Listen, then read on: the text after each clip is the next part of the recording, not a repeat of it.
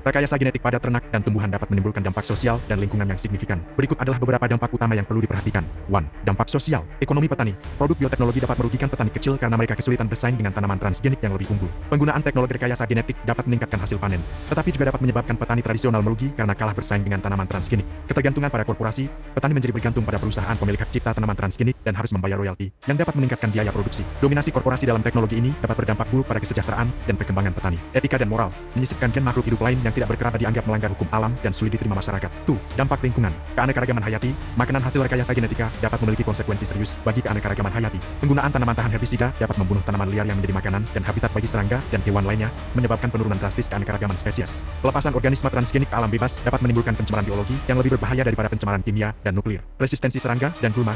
Tanaman hasil rekayasa yang tahan serangga dapat menyebabkan serangga mengembangkan resistensi terhadap protein insektisida. Akibatnya, petani terpaksa menggunakan lebih banyak insektisida untuk mengendalikan hama, sehingga menimbulkan siklus berbahaya yang mengancam ekosistem yang lebih luas. Penggunaan herbisida secara berlebihan pada tanaman transgenik juga telah menyebabkan evolusi dan penyebaran super weeds atau gulma yang tidak dapat lagi dibunuh oleh herbisida tersebut. Pencemaran genetik. Transfer gen dari tanaman transgenik ke tanaman liar dapat menyebabkan masalah lingkungan. Tanaman transgenik dapat menyebabkan pencemaran genetik pada tanaman sejenis melalui penyerbukan silang. Penggunaan herbisida yang meningkat. Penggunaan tanaman transgenik yang toleran terhadap herbisida telah meningkatkan penggunaan herbisida seperti glifosat. Penjualan herbisida di Kanada meningkat sebesar 270% sejak tanaman transgenik diperkenalkan. Hilangnya habitat. Perluasan tanaman transgenik yang toleran terhadap herbisida telah menghancurkan banyak habitat kupu-kupu manak di Amerika Utara. Seri. Upaya mitigasi dan adaptasi. Pengembangan tanaman tahan cekaman abiotik. Rekayasa genetika dapat digunakan untuk mengembangkan tanaman yang lebih tahan terhadap kondisi lingkungan yang tidak bersahabat, seperti kekeringan, salinitas, dan suhu ekstrem. Penggunaan mikroorganisme. Pemanfaatan mikroorganisme yang bermanfaat dapat meningkatkan kesuburan tanah dan mengurangi ketergantungan pada pupuk kimia yang berbahaya bagi lingkungan. Praktik pertanian berkelanjutan. Mengadopsi praktik pertanian yang lebih berkelanjutan dapat membantu mengurangi dampak negatif terhadap lingkungan dan meningkatkan ketahanan pangan. Meskipun rekayasa genetik menawarkan potensi untuk meningkatkan produktivitas dan ketahanan pangan,